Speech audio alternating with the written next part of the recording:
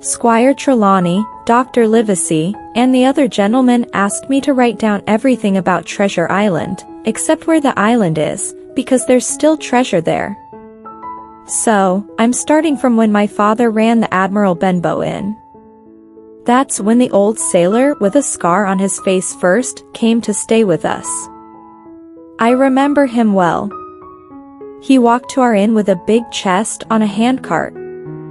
He was a tall, strong, weathered man with a messy pigtail hanging over his shoulder. His hands were rough and scarred, with dirty, broken nails. The scar on his cheek was a pale, ugly mark. I remember him looking around and whistling to himself.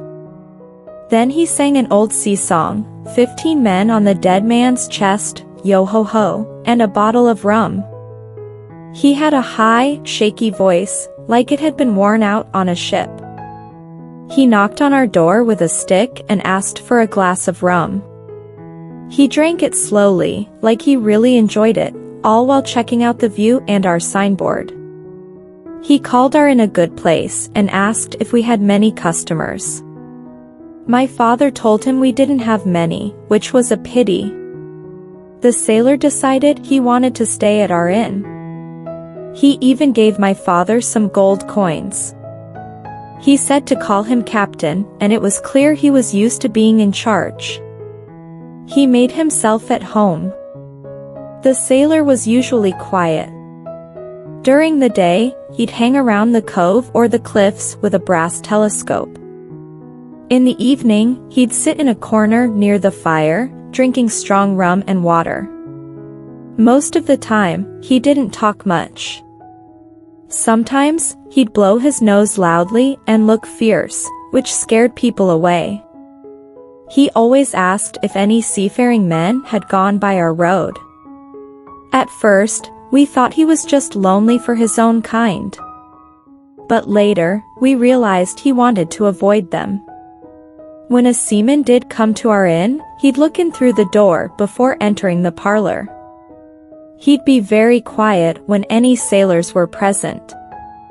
He once asked me to keep an eye out for a one-legged sailor and promised me a silver 4-penny piece every month.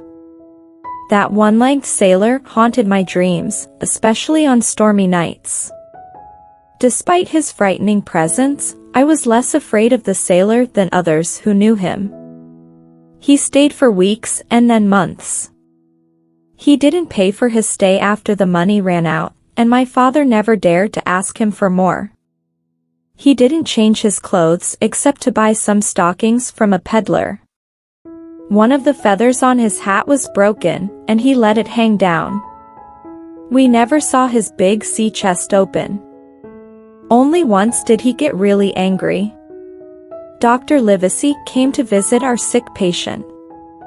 The sailor started singing his song loudly, and it bothered the doctor. The doctor told him off, and the sailor threatened him with a knife.